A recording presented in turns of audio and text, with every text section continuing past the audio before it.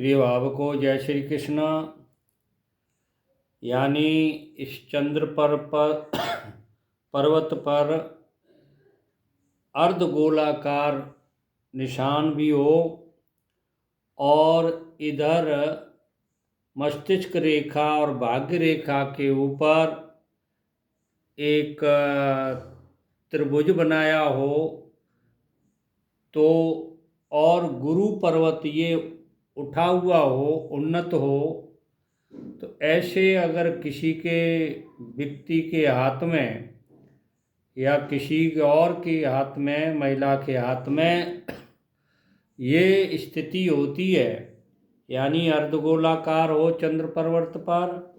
और यहाँ मस्तिष्क रेखा और भाग्य रेखा में भी एक त्रिभुज बनता हो, गुरु पर्वत ऊंचा हो, तो वह व्यक्ति महात्मा होता है, त्रिकालज्ञ होता है और योगी होता है। यानी इसकी वजह से योगी होता है। अच्छा, एक यहाँ रेखा जीवन रेखा से निकल कर के भाग्य रेखा को मिलाती हुई और यहाँ चंद्र पर्वत की तरफ जाती है, तो ऐसी अगर किसी के रेखा हो जो चंद्र पर्वत पर जाती हो,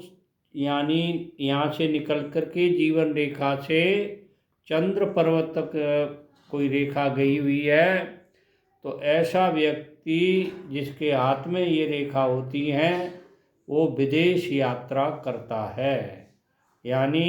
उसके विदेश यात्रा का योग बनता है। अब दूसरा एक तरीका और है, ये मैं आपको बता रहा हूँ। देखिए, यहाँ जीवन रेखा से एक रेखा निकलकर चंद्र पर्वत तक आती है और भाग्य रेखा को काटती है, यानी किसी के हाथ में ये जीवन रेखा से एक रेखा निकल करके भाग्य रेखा को काट करके चंद्र पर्वत तक आती है, तो ऐसा व्यक्ति जिसके हाथ में ये रेखा होती है वो पत्नी वियोग उसको होता है। पत्नी का वियोग, चाहे तो पत्नी छोड़ के चली जाए या वो छोड़ दे या पत्नी की मृत्यु हो जाए, तो इसको विछोह कहते हैं, शोक हो जाए। और दाम्पत्य जीवन में अगर पत्नी बनी जाए तो दाम्पत्य जीवन में इस व्यक्ति को कष्ट आता है, यानी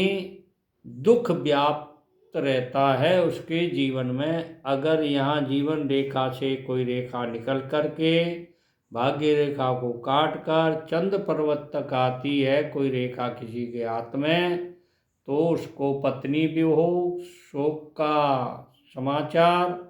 और दाम्पत्य जीवन में कष्ट होता है, दुख उसके जीवन में व्याप्त रहता है। तो जो नए जुड़ रहे हैं मेरे चैनल से, वे मेरे चैनल को लाइक करें, सब्सक्राइब करें, शेयर करें, और जो हमेशा से देख रहे हैं वो लाइक करें, शेयर करें। जय श्री कृष्ण।